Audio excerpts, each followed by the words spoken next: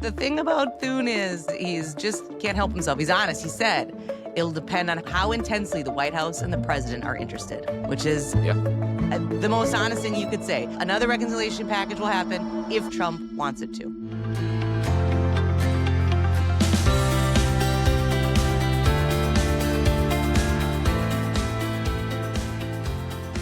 Good morning, I'm Anna Palmer. And I'm Jake Sherman. And welcome to the Daily Punch, brought to you by Punchbowl News. It's Wednesday, July 2nd, 2025. Let's get into the mix. Here are your Washington headlines of the day. Number one, all eyes are on Speaker Mike Johnson. Number two, Senate Majority Leader John Thune's victory lap. Number three, Republicans take a look at limiting legal immigration. All right, Jake, let's get into it. We are down to the wire here to meet President Donald Trump's self-imposed deadline of July 4th for the reconciliation bill to pass. The Senate did the work. It took many hours, longer than most wanted.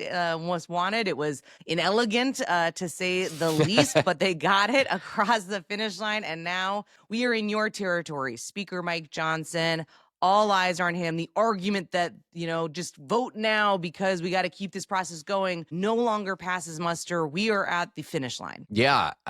Inelegant is a really good way to put it. It was very inelegant. The Senate did clear the bill 51-50, as you probably know by now, because it was almost 24 hours ago. Lisa Murkowski voted yes. The most amazing thing, Anna, two observations. She really is, and I tweeted this yesterday, she really uses her leverage like no other member of Congress I've seen in a very long time. And do you want to comment on that? I do want to say, because I got some comments, because I said she doesn't fold, and people said, oh, well, she ended up voting for the bill. She got exactly what she wanted, and mostly. Then some. She didn't get every. Some things got knocked out, but then she said afterwards, did I like this bill? No, but I needed, and this is not a quote, it's a paraphrase, but it's pretty close. But she said I needed to take care of my state's interests. But if you are a subsistence whaler, Anna, which I know you probably are, you thought about. You don't know the half of it. You thought about being a subsistence whaler, and then you just decided being a reporter was a better way to go.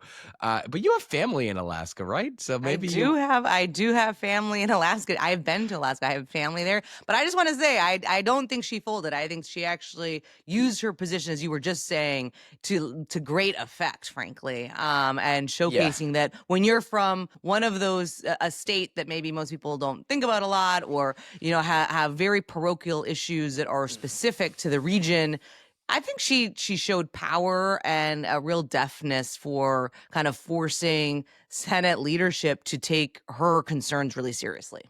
I mean, and this is the last thing I'll say about it. I think if I was putting myself in her shoes, in her mind, which I'm trying to right now, she knows this bill's going to pass at some point, and she's like, well, I need to use this moment where I have the most leverage to get what I want in the bill. If she were to vote no, then all of that stuff would fall out. And there's no guarantee, even if it passed later and she was going to vote for it later, there's no guarantee she can get this stuff in. Okay, so Mike Johnson, this is looking pretty grim in the House. And I'm not saying it's not going to pass. I have no idea whether it's going to pass. I would say that my base case all along, and you could run the tape for a long time on this. You got a lot of evidence here, Jake. Yeah, I believe at the end of the day, this bill will pass. Is the end of the day Thursday? Is it tomorrow? I don't know the answer to that. I don't have a crystal ball. But last night in the House Rules Committee, two Republicans, Ralph Norman and Chip Roy, voted against the bill in rules. Norman has said he's going to vote against this bill on the floor and in the Rules Committee, and presumably he's going to vote against the rule. That's not a great sign for Mike Johnson, because he could lose, and he could lose 3 most likely. It might be more than that, because people are coming back into town. And I want to say this now because it's important. There's a lot of flight problems across the United States right now. The weather's not great. These are summer thunderstorms, right? You and I have both flown in the summer, especially in and out of Washington National. Already a screwed up airport, and thunderstorms screw up travel. And you're asking these guys and these members of Congress to get back to Washington on short notice. So this could be delayed. Johnson's already saying, by the way, this could go until Thursday. So there are just a lot. I'm going to make a macro point, then I'll make a couple micro points, and then it's over to you. The macro point, is that Johnson is making the case now that it's time. It's time, guys. It's time to get this thing through. And are you going to stand in the way of Trump's agenda ahead of his July 4th deadline? What a lot of people are saying is, well, we're going to pass this eventually. We just think this Senate version stinks. It either doesn't meet the standards that we set for ourselves. The Johnson people disagree with this. I'm not going to get into this entire argument, but Johnson in the budget resolution called for $2 trillion of spending cuts for $4.5 trillion of tax cuts. The conservative House Republicans don't believe, and they didn't meet that standard. That's one macro point. Second is the Medicaid stuff. I mean, there's a lot of people just are like, the juice ain't worth the squeeze here for me politically. Great bill, cut taxes, fine, but we're not going to put a big gash in Medicaid spending ahead of an election. But listen, Anna, it's a difficult argument to make for leadership, but they're going to try to say that the bill is done, this is your time to shine, and they're going to say, well, the bill doesn't have to be done. There is no deadline. We have another month to get this done before August recess. So why are we rushing it in 2 days right now? I would argue it ain't going to get much better for them. I get it. But I could also make the argument for both conservatives and moderates that this bill is a really tough political vote for them. Now, what do you think?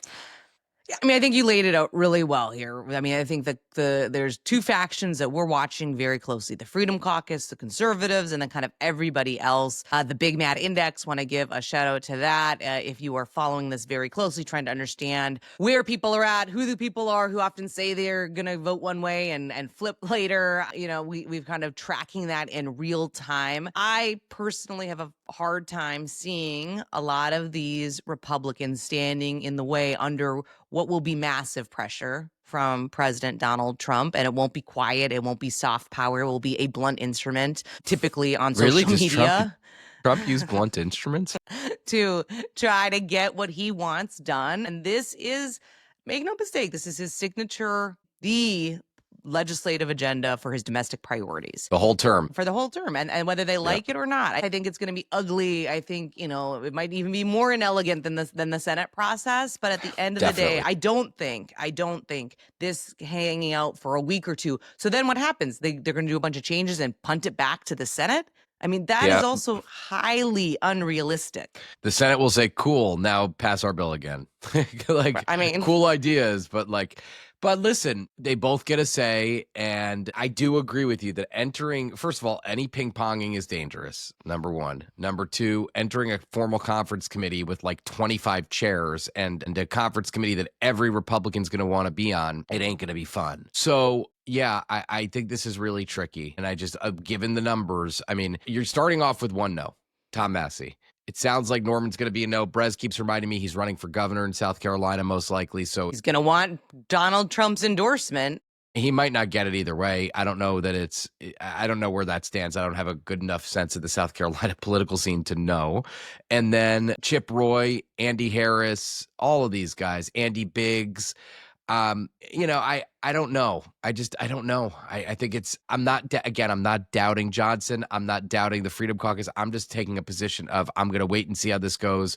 I do think it passes at the end of the day, whether the end of the day now or July, 25th. I just don't have the answer to that. I don't know. But Fish's New York run is in the July 20 something range. And I would really I'd really hate to miss that for Congress. There you go. Although I'm pretty sure you've missed some Fish concerts for Congress. Oh, like 1,000, yes. All right, Jake, now on to the number 2 story of the morning. A one-on-one with Senate Majority Leader John Thune, the Republican from South Dakota, feeling pretty good after a tough battle to get this reconciliation bill across the finish line. Yeah, we sat down with him. Honestly, it was kind of awkward. Not awkward. The sit down wasn't awkward at all, but it was kind of interesting because Andrew and I sat down with Thune before all the drama in the Senate, and that doesn't negate anything he said. He said it was the most difficult vote of, the most difficult process he's ever been a part of, and all that stuff. 2 things I want to talk about that Andrew wrote about from this interview. Tom Tillis, he said, that a few things. Thune and Tillis were texting about his impending retirement, and Thune said, don't do anything rash and talk to your family, but he decided to do it anyway. Thune does not think North Carolina will be a problem. He said, I'm sure Democrats will target it. Let's just stop there. Not only are Democrats going to target it, they're going to spend oodles of money in this state because they're going to probably be running against Roy Cooper, the popular former ex-governor, Democratic ex-governor, who, by the way, there's now another governor in the governor's mansion in North Carolina. So this is a difficult state. And the problem with Tillis was I'm not sure he could have gotten out of a primary, and he almost definitely couldn't have gotten out of a primary with Donald Trump against him. And it's going to be difficult, not impossible. It's just going to be a tough race for any other Republican to get out of a general. On reconciliation, Mike Johnson's been saying he wants another reconciliation bill to deal with deficit and potentially health care. Thune was just like, yeah, I've heard that. We'll see, which is interesting. But listen, in watching Anna and watching Thune over the last couple days on the Senate floor, just really grinding this out, it was a feat of patience, as these things often are. You know what I mean? Yeah, I mean, listen, I think this was his biggest test since his nascent kind of rise to being the actual majority leader. The biggest test, certainly, we've spilled a bunch of ink, and so has everybody else. I mean, the kind of his relationship with Trump, I think he has shown he can be very effective, whether it's getting Trump's nominees across the finish line to now getting his biggest agenda, piece of legislation for the first, for this term across the finish line. I also thought the reconciliation thing worth noting. Lindsey Graham has said he really wants to do it. The speaker has, and I don't know that Thune's looking for another big reconciliation effort. Right but away. We think it's great to cover. So we're all for whatever legislating they want to do. We'll be there with you. But the thing about Thune is, and he's just can't help himself. He's honest. He said it'll depend on how intensely the White House and the president are interested, which is the most honest thing you could say. Another reconciliation package will happen if Trump wants it to. All right, let's move to the number 3 story of the morning. A really interesting look by Mika. Republicans have been targeting illegal immigrants. Of course, that's been one of the signature pieces of Trump's time in office now. ICE raids across the country, among other things. But now you have Republicans toying with the idea that maybe it's time to take a look at limiting legal immigration, Jake. Yeah, it's funny. This is something that Jim Jordan first said to me during the campaign season. He basically said, let's put a pause on legal immigration until we get everything else right.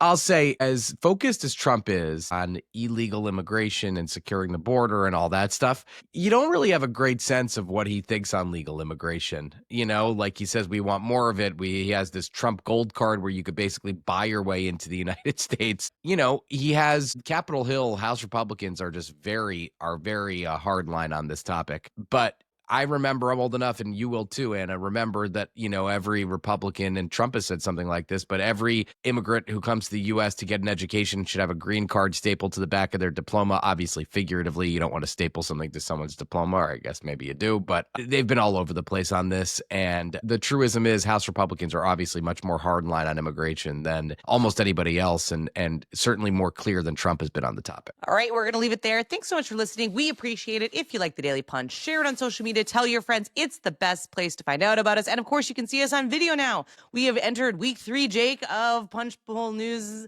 the Daily Punch on video. Check that out. Subscribe to our YouTube channel. And as always, you can go deeper on all things Punchbowl News at punchbowl.news. Sign up for our free morning newsletter. Have a great day and stay safe, everybody.